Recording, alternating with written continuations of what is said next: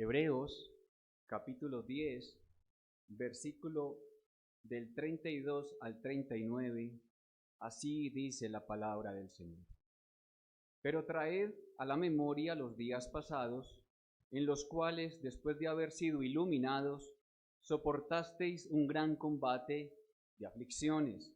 Por una parte, fuisteis hechos espectáculo con vituperios y tribulaciones, y por otra parte, fuisteis hechos compañeros de los que eran así tratados. Porque os compadecisteis también de mí en mis cadenas, y el despojo de vuestros bienes padecisteis con gozo, sabiendo que tenéis en vosotros una posesión mejor en los cielos y que permanece. No perdáis pues vuestra confianza, que tiene gran remuneración o gran galardón, porque os es necesaria la paciencia, para que habiendo hecho la voluntad de Dios obtengáis la promesa. Porque aún un poquito, y el que ha de venir vendrá, y no tardará, mas el justo vivirá por la fe. Pero si se retirare, mi alma no se complacerá en él. Pero nosotros no somos de los que se retiran para perdición, sino de los fieles para la preservación del alma. Amén. Cuando nuestro Señor Jesucristo llama a alguien a seguirlo, le asegura que va a sufrir. Entonces Jesús dijo a sus discípulos: si alguno quiere venir en pos de mí, niéguese a sí mismo y tome su cruz y sígame. Hermanos, tomar la cruz de Cristo implica sufrimiento, implica dolor, implica aflicción. Nadie puede seguir a Jesús si no está dispuesto a entregarlo absolutamente todo y a sufrir por su causa. Y el que no lleva su cruz y viene en pos de mí, no puede ser mi discípulo. Si tú dices ser discípulo de Cristo, entonces tú debes estar dispuesto a entregarlo todo por Él. Y si Dios te pide sufrir por Él, entonces debes hacerlo. El llamado que hace la Iglesia de Cristo en estos tiempos a los perdidos es un llamado muy superficial. La iglesia no quiere asustar a las personas diciéndoles que son pecadoras y que necesitan arrepentirse, sino que les dicen que si vienen a Cristo, Cristo será su Salvador. Pero no les dicen nada acerca del señorío de Cristo y de lo que Él exige, de la obediencia que Él exige. Les dicen que irán al cielo con toda seguridad y que en este mundo vivirán vidas maravillosas, sin problemas, sin enfermedades. Pero hermanos, todo eso es una mentira del diablo. Y por esa razón, cuando algunos llegan al cristianismo con esa mentira en sus mentes, luego que llega la aflicción, vuelven atrás. Y vuelven atrás porque no eran verdaderos creyentes, porque su fe era una fe falsa. El Señor Jesucristo lo dijo en Mateo 13 de la siguiente manera: y el que fue sembrado en pedregales, este es el que oye la palabra y al momento la recibe con gozo, pero no tiene raíz en sí, sino que es de corta duración. Pues al venir la aflicción o la persecución por causa de la palabra, luego tropieza, vuelve atrás, se retracta de lo que dijo haber creído, apostata. El llamado de Cristo, hermanos, es un llamado a sufrir de manera perseverante. Eso significa que usted y yo debemos estar dispuestos a sufrir, si así Dios lo quiere, no solo al principio de nuestra vida cristiana, sino durante y hasta el final de la misma. Es decir, hermanos, nuestra mente debe ser una mente que esté preparada para la aflicción durante toda nuestra vida cristiana. Hermanos, debemos tener una mente preparada. para la aflicción durante toda nuestra vida cristiana. Recuerden ustedes que estos hermanos hebreos a los cuales se les escribe esta carta, ellos habían comenzado muy bien sus carreras, pero las aflicciones que estaban viviendo en ese momento de sus vidas estaban llevando a algunos a abandonar la fe en Cristo. Y el llamado del autor para la iglesia, que aún permanecía allí, era a que perseveraran hasta el final de sus carreras, aún en medio de las aflicciones. El autor les hace un llamado a recordar su pasado de aflicciones, pero también les hace un llamado a recordar las promesas que Dios les había hecho del futuro glorioso que tendrían al lado de Cristo. Un llamado a poner su mirada en Cristo y en la promesa de su segunda venida. Hermanos, es un llamado a no retroceder ni a rendirse jamás, sino a perseverar en fe para preservación del alma. Por eso el título del pasaje de la mañana de hoy es retroceder nunca, rendirse jamás. Eso no puede estar en la mente de un verdadero creyente. Retroceder nunca, rendirse jamás. Y hay una palabra clave, la palabra recordar. Recordar. Nuestro bosquejo está dividido en 2 puntos. Recordar la tribulación pasada, versículos 32 al 34, y 2, recordar la promesa de la gloria futura. Recordar la tribulación pasada y recordar la promesa de la gloria futura. Vamos entonces a desarrollar el bosquejo propuesto en esta mañana con el primer encabezado: recordar la tribulación pasada. Vean conmigo el versículo 32. Pero traed a la memoria los días pasados. ¿Sí ven? Traed a la memoria, recordar el pasado, en los cuales, después de haber sido iluminados, soportasteis un gran combate de aflicciones o de padecimientos. Recordemos que los hebreos estaban olvidando lo que habían vivido a causa del evangelio al inicio de sus carreras cristianas. Por eso el autor les hace un llamado a recordar, porque nosotros los cristianos somos muy olvidadizos y debemos estar recordando constantemente lo que Dios ha hecho con nosotros. Estos hermanos estaban perdiendo firmeza, estaban perdiendo la firmeza que tenían al principio de sus vidas cristianas, como ya lo he dicho. Ellos habían comenzado bien su carrera, pero estaban siendo tentados a volver atrás.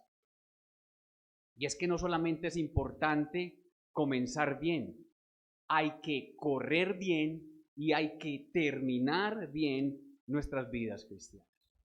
El pasaje dice, en los cuales después de haber sido iluminados, y esa palabra o esa frase iluminados, ser iluminados, en el contexto significa llegar al conocimiento de la verdad.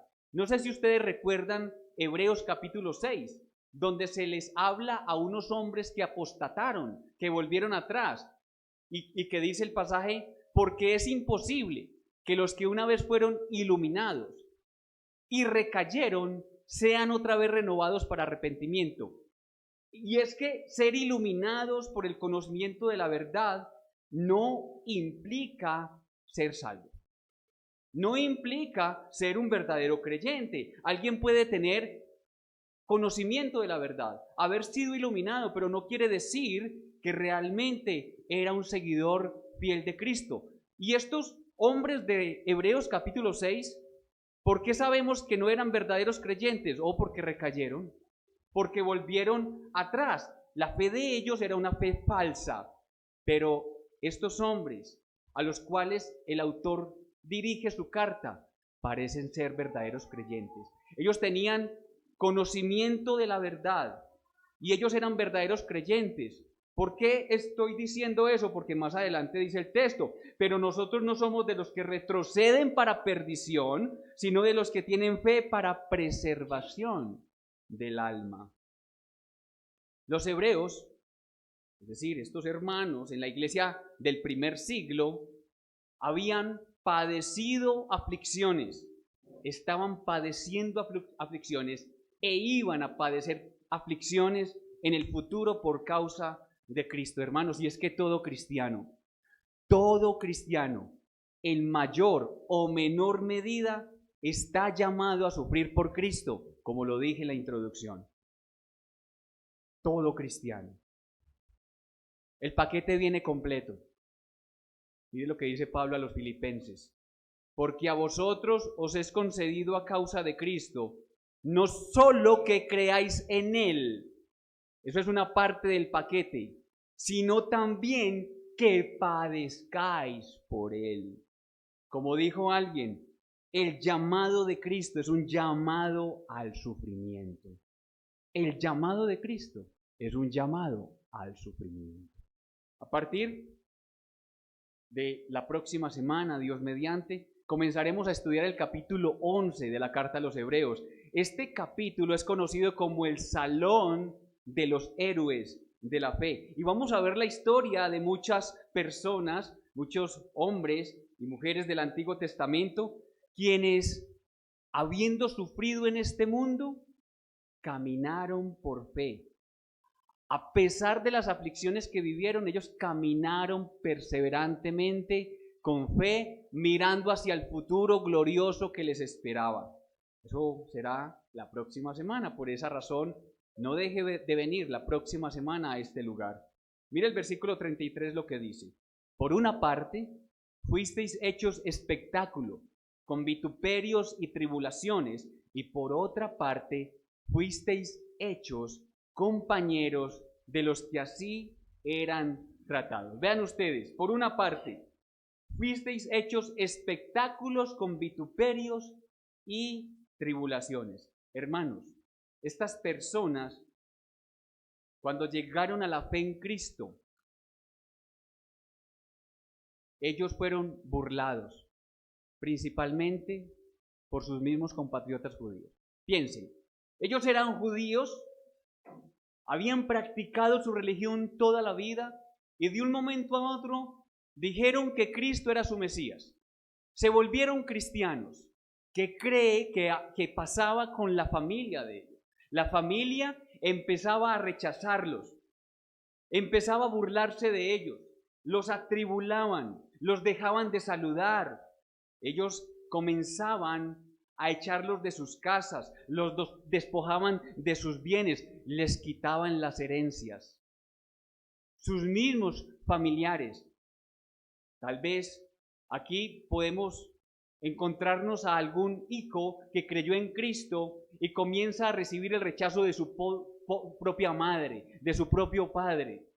Aquel que lo engendró empieza a rechazar a este cristiano. Pero dice que por otra parte, fuisteis hechos compañeros de los que así eran tratados.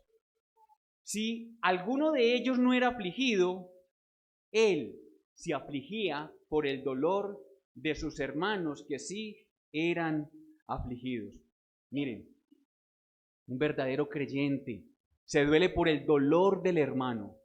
Ustedes se imaginan a estas personas allí siendo encarceladas y el hermano en su casa también tal vez teniendo suplidas sus necesidades. Y estas personas eran llevadas a la cárcel y no es como hoy en día, que ellos tienen comida 3 veces al día. Dicen que ellos comen mejor que nosotros, ¿no?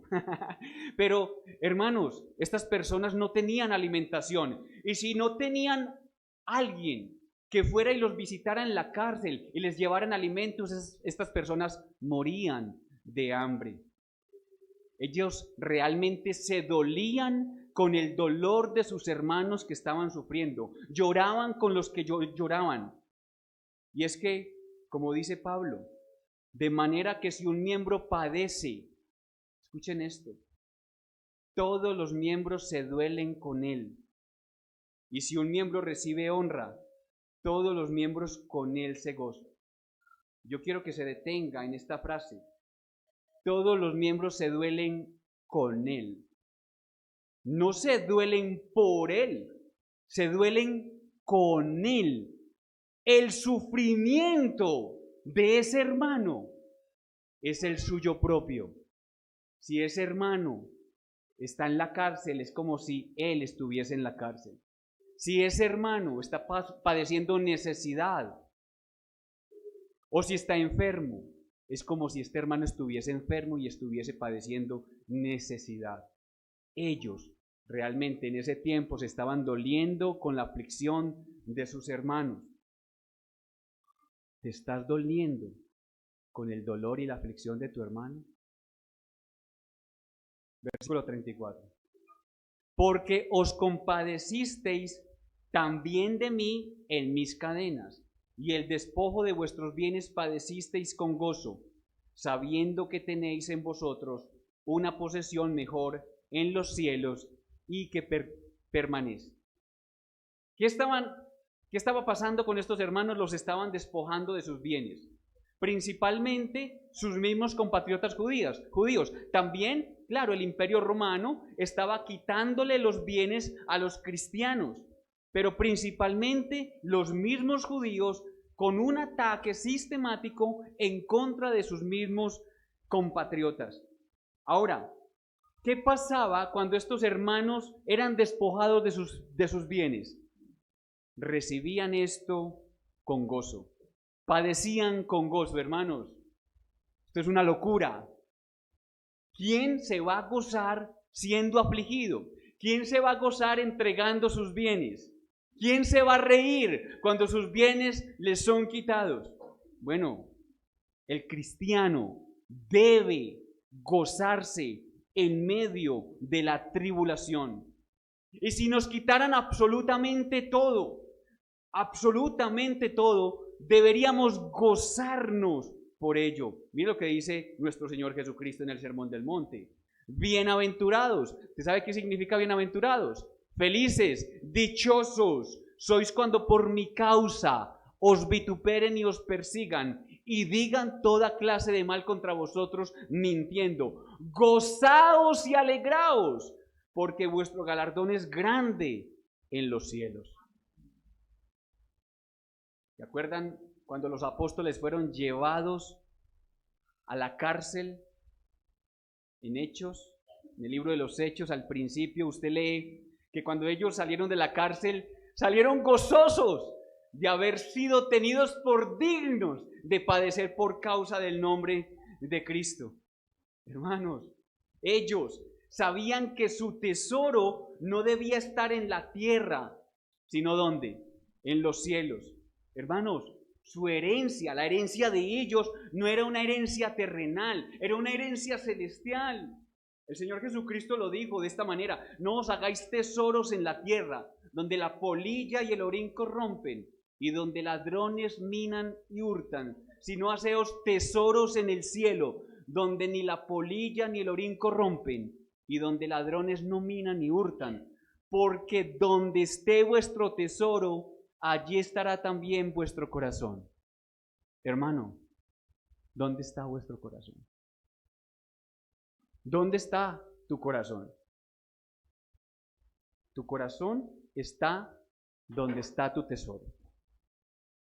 Si tu tesoro es el trabajo, ahí está tu corazón.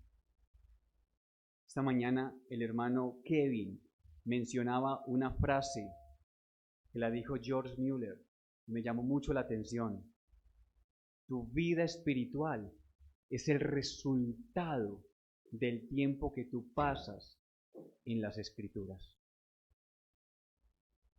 Tú quieres saber por qué tu vida espiritual es una vida espiritual débil. ¿Por qué tú te dejas vencer tan fácilmente por tu pecado? Porque tú no tienes tiempo con la Escritura. Porque tú no tienes tiempo con el Dios de la Escritura. Tu vida espiritual es resultado de eso.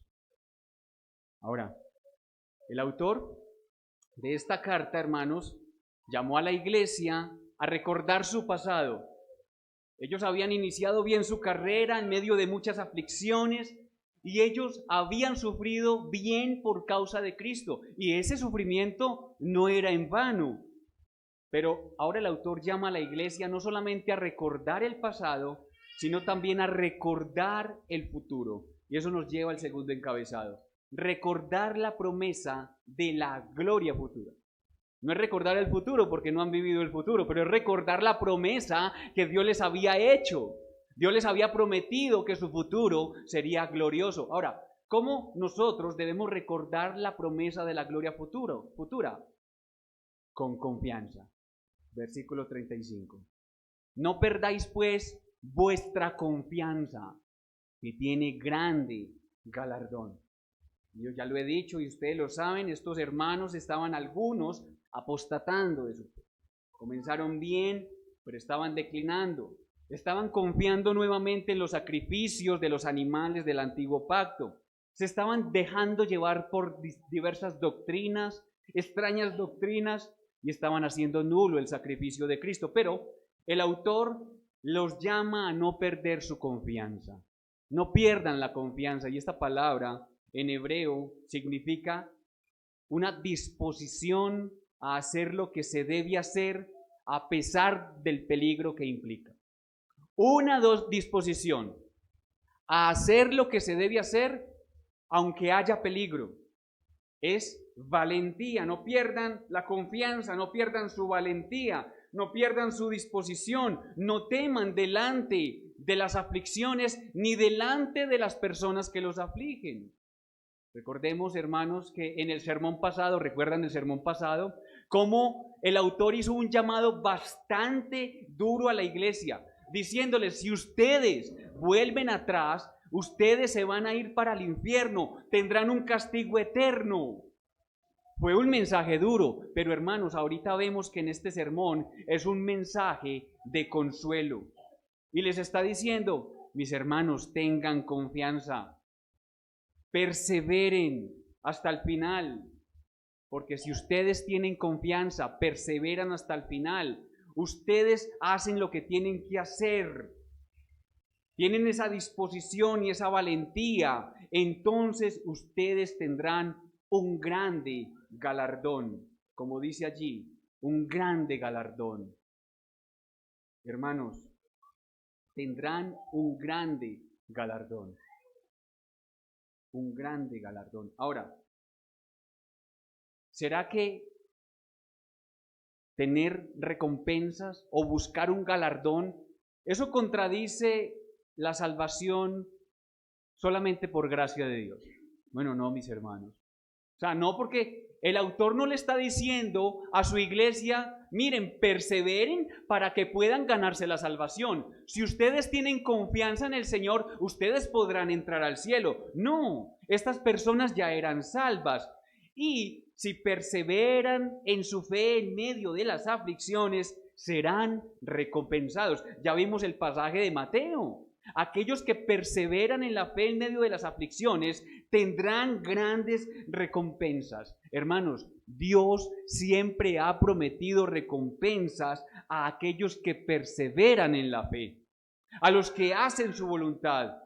No es algo que merecemos, no es que trabajemos tanto que nos merezcamos los galardones de Dios, sino, mis hermanos, como todo viene de la misericordia de Dios, de la gracia de Dios. Si nosotros somos perseverantes en la fe y hacemos lo que tenemos que hacer, Dios nos bendice, pero por pura gracia, por pura misericordia. Otra vez el pasaje, bienaventurados sois cuando por mi causa os vituperen y os persigan y digan toda clase de mal contra vosotros mintiendo, gozaos y alegraos, porque vuestro galardón será grande en los cielos. Algunos cristianos, cuando piensan en los galardones, y yo no sé si este es tu caso, cuando piensan en los galardones que recibirán en el reino de los cielos, piensan en una gran mansión, es decir, una casa grandísima, con doble piso, con muchas habitaciones. Piensan en una lámpara central muy grande, adornada de diferentes cosas. Piensan en esa mansión con una piscina en el patio trasero, un jacuzzi. Piensan que su mansión va a tener cancha de fútbol, de tenis. Piensan también en las calles de oro y se ven caminando por las calles de oro. Se imaginan que son o serán gobernantes de grandes territorios. Piensan que estarán desarrollando sus trabajos, lo que hacen aquí. Lo llevan allá y posiblemente sea así, pero están pensando en eso únicamente. Y se ven ellos haciendo lo que hacen aquí en la eternidad, pero pocos piensan en que el galardón que van a recibir es Cristo. Pocos son los que piensan eso. Y yo lo digo porque lo he escuchado de algunos cristianos. Siempre están pensando en eso, pero nunca piensan en el galardón que es Cristo. Hermanos, y miren esto, sus pensamientos acerca del cielo son muy terrenales. Eso es contradictorio. Sus pensamientos acerca del cielo son muy terrenales. Es decir, que todavía tienen una mente muy terrenal. Mi amado hermano, tú debes buscar tener una mente celestial, como lo dice Pablo a los colosenses. Poner la mira en las cosas de arriba, no en las de la tierra. Pocos piensan en ver el rostro de Cristo, en ver el rostro de aquel que dio su vida por él. Pocos piensan en ver las heridas de sus manos y de sus pies. Pocos piensan en ver el costado traspasado, que por esa razón está allí. Pocos piensan en Cristo. Lo que no saben, hermanos, es que el cielo es precioso y deseable, porque Cristo está allí. Hermanos, el cielo es precioso y deseable, las mansiones, las calles de oro y todo eso es maravilloso y deseable solamente por una cosa, porque Cristo está allí.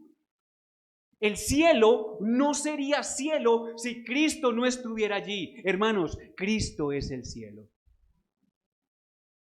Cristo es el cielo. ¿Cómo recordamos la promesa de la gloria futura? Con paciencia. Versículo 36. Porque os es necesaria la paciencia para que, habiendo hecho la voluntad de Dios, obtengáis la promesa.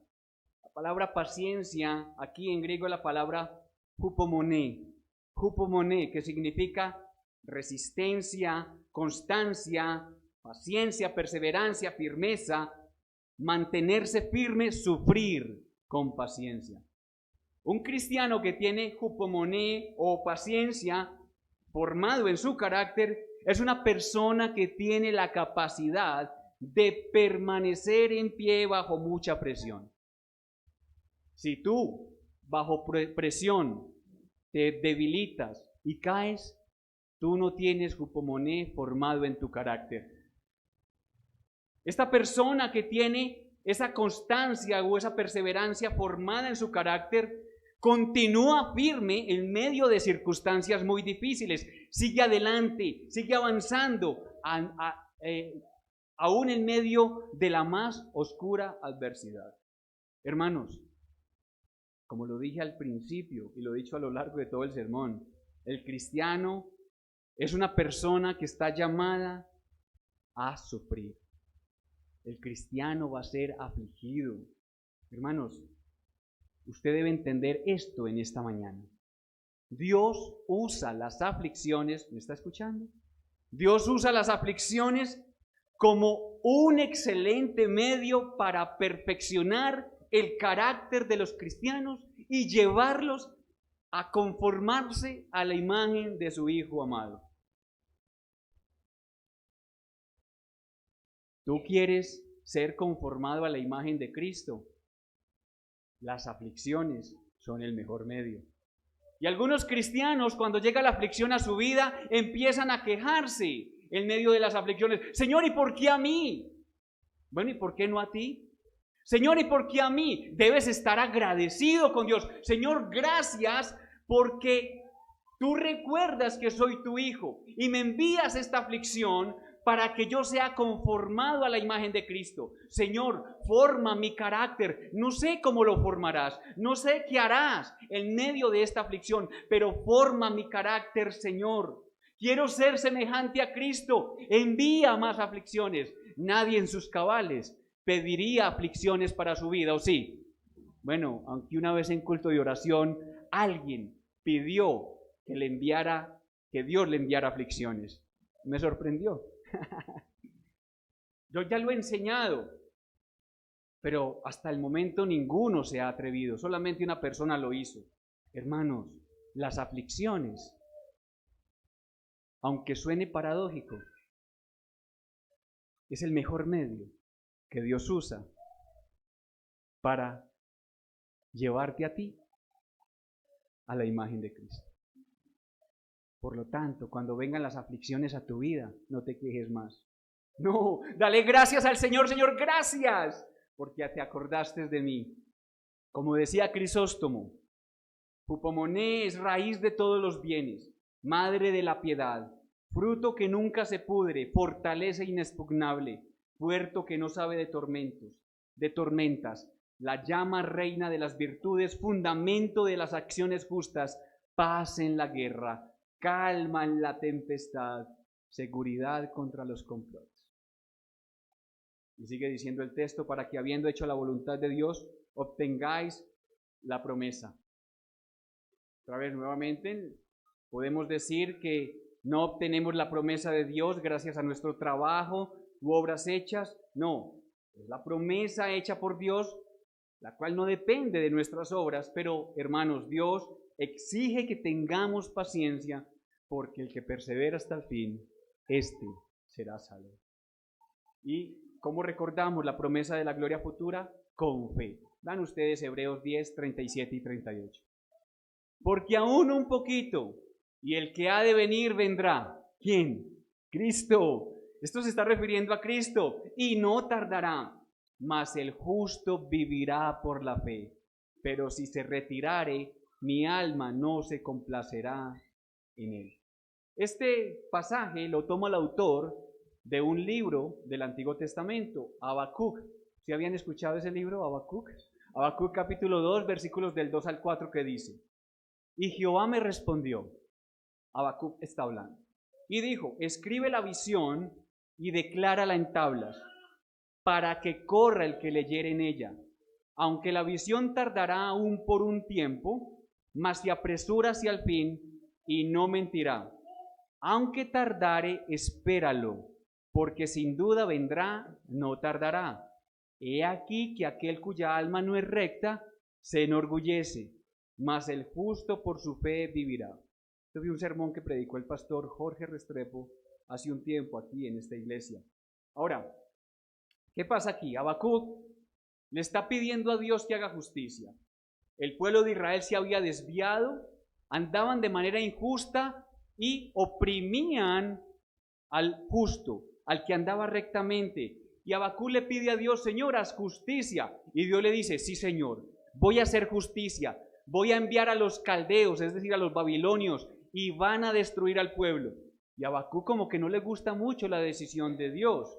Entonces Dios le dice: mira, Habacuc, ciertamente voy a enviar a los babilonios y van a destruir a los malvados, pero el justo vivirá por la fe.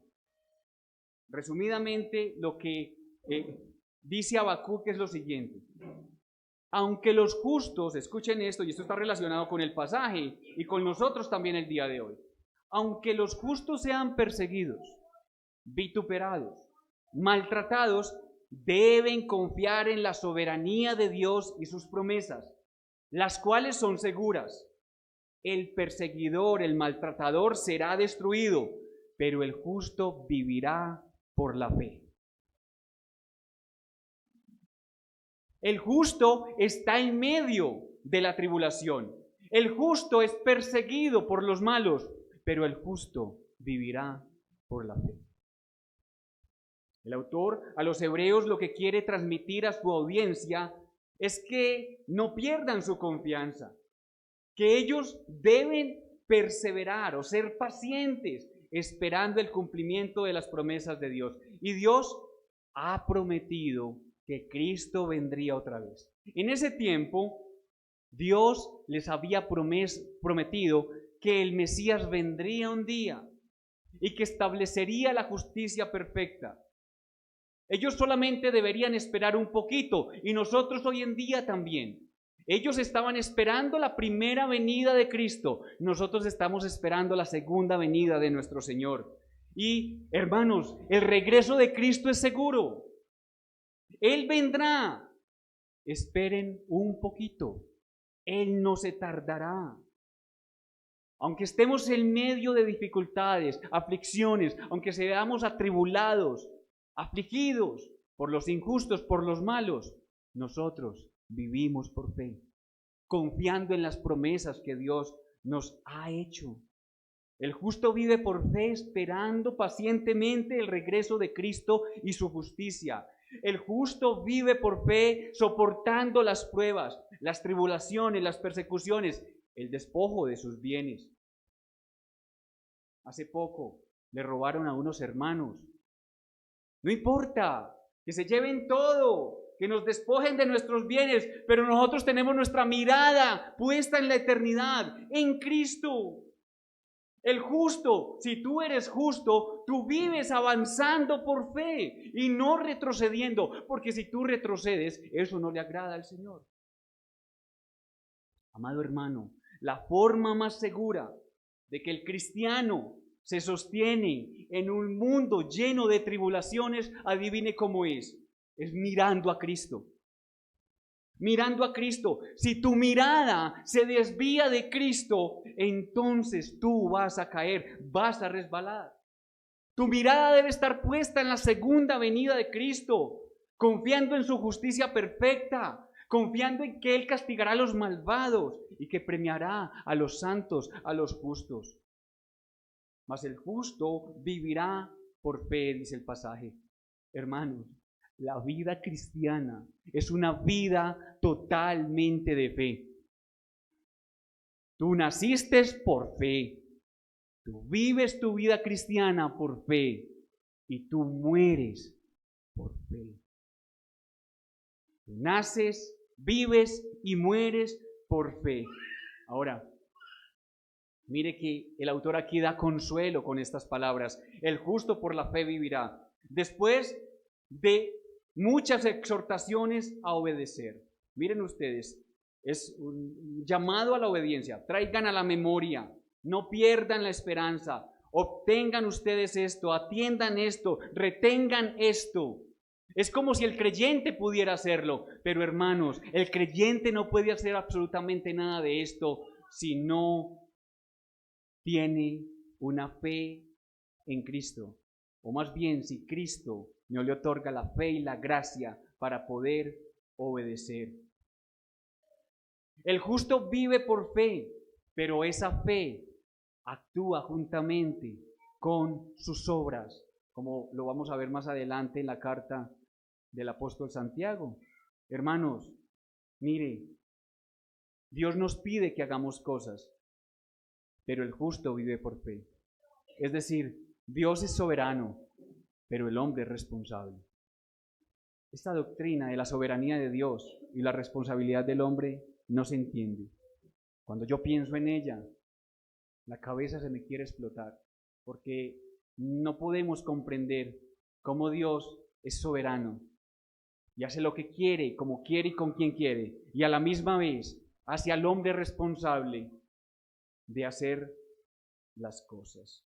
Matthew Henry dice lo siguiente: los que han sido mantenidos, escuchen esto, los que han sido mantenidos fieles en las grandes pruebas del tiempo pasado, tienen razón para esperar que la misma gracia les ayude aún a vivir por fe hasta que reciban el objetivo de su fe y paciencia, la salvación misma de sus almas. Hermanos, vivimos por fe, nacemos por fe, vivimos por fe y morimos por fe. Termina Matthew Henry diciendo: viviendo por fe y muriendo por fe, nuestras almas están a salvo para siempre.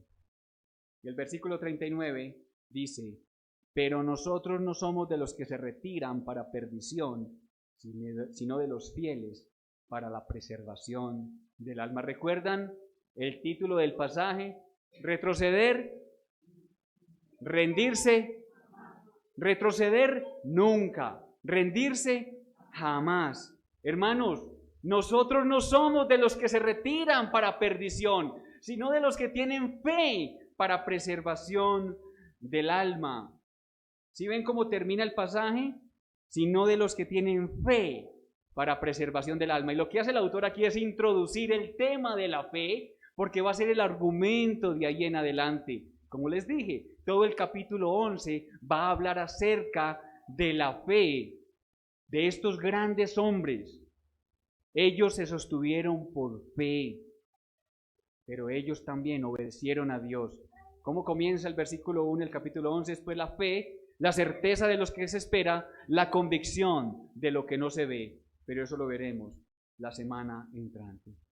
Hermanos, nuestro mayor ejemplo de aflicciones y padecimientos, ¿quién fue?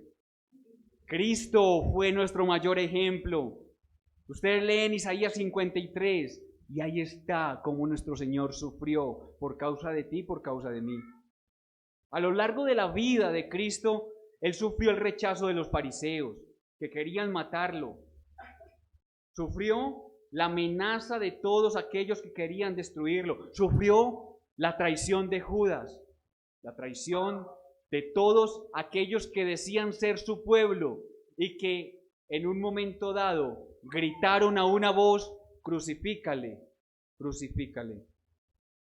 Jesús cargó la cruz y fue clavado en ella. Recuerdan que estando clavado en la cruz, pasaban al lado de ella y meneaban la cabeza. Se burlaban de él constantemente, le injuriaban. Los sacerdotes y los escribas le escarnecían, pero también los dos ladrones que estaban a su lado se burlaban de él. Cristo sufrió todo esto, mis amados hermanos, por tu causa. ¿Sabe qué hizo Cristo?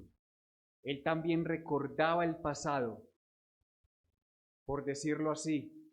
Él miraba hacia la eternidad pasada y él recordaba el compromiso que hizo con su Padre al decir que vendría a este mundo a morir por su pueblo. El pacto intratrinitario. Allí está Cristo comprometiéndose con su Padre y Él está allí en la cruz recordando el pasado, recordando que había prometido dar su vida por los suyos. Pero también Cristo mira hacia el futuro que Dios le había prometido. Cristo ve hacia el futuro y ve el gran gozo que tendrá al rescatar a su pueblo, al sentarse nuevamente delante del trono de su Padre, a la diestra del trono de su Padre, esperando a que sus enemigos sean puestos por estrado de sus pies. Él recuerda que Dios le había hecho promesas, que su Padre le había prometido que sería heredero de todas las naciones de la tierra. Sí, hermanos, Cristo también recibió promesas futuras, como nosotros también las recibimos hoy en día.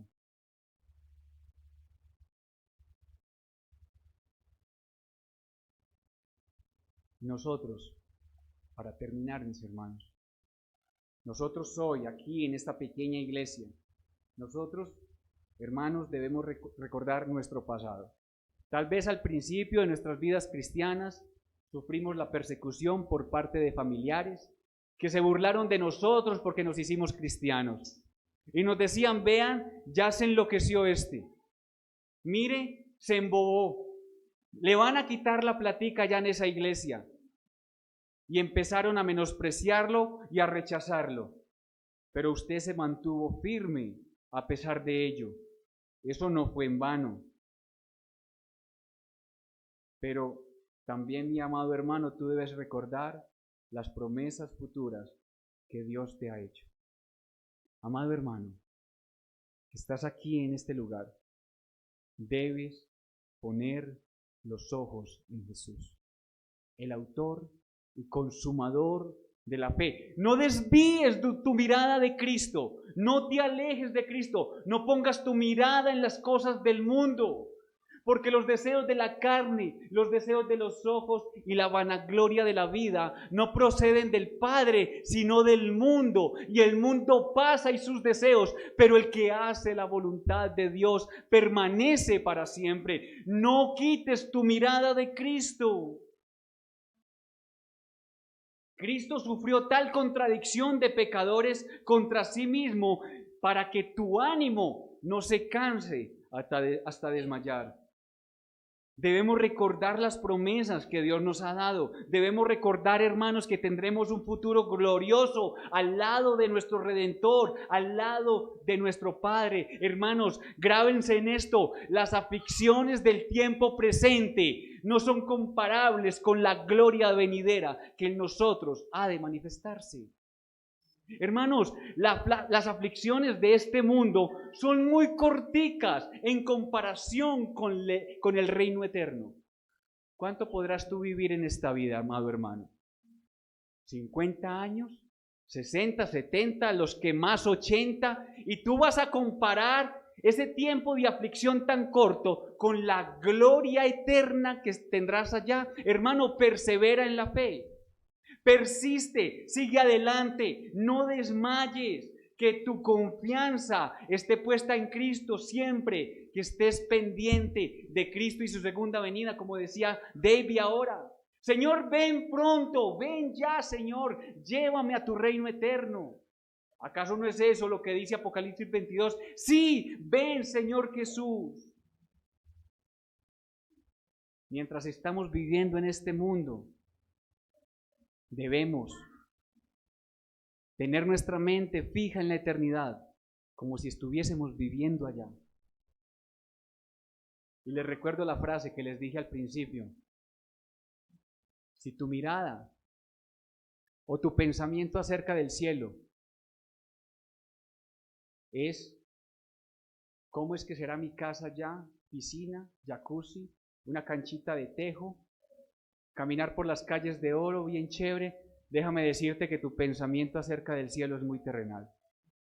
Tú debes meditar más en Cristo. Tú debes anhelar ver el rostro de Cristo. Tú deberías, mi amado hermano, pensar solamente que cuando llegues a la eternidad estarás mirando a Cristo y que nunca tú desees quitar tu mirada de Cristo, de tu Redentor, que tus ojos estén fijos en Él y no te apartes de Él ni un instante. Que ese sea tu pensamiento en esta tierra. Señor, quiero ver tu rostro, ver la hermosura de tu santo ser por siempre. Pídele al Señor que te dé eso, de estar meditando constantemente en eso.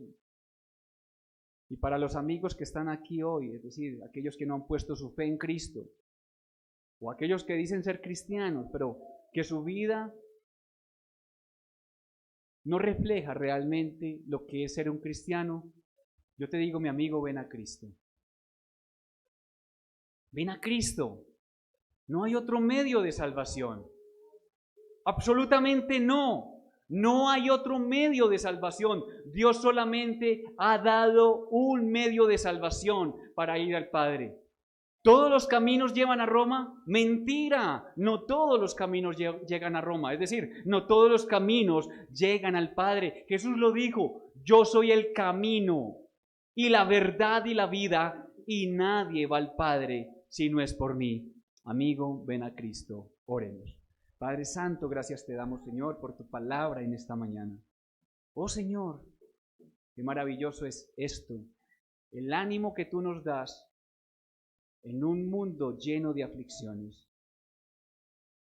Señor, ciertamente el cristiano va a ser afligido, va a ser vituperado, va a ser perseguido, va a ser despojado de todo bien, pero ciertamente nosotros tenemos una esperanza futura grandiosa, maravillosa, al lado de Cristo por la eternidad. Señor, ayúdanos a ser perseverantes, que tu Espíritu Santo que mora en nosotros nos ayude, que podamos usar los medios de gracia como la oración, la lectura de tu palabra, para permanecer firmes en dependencia de tu Espíritu. Señor, ayúdanos a perseverar. Tú has dicho que el justo vive por fe. Señor, queremos vivir nuestras vidas con fe hasta el final de nuestras carreras. En Cristo Jesús. Amén.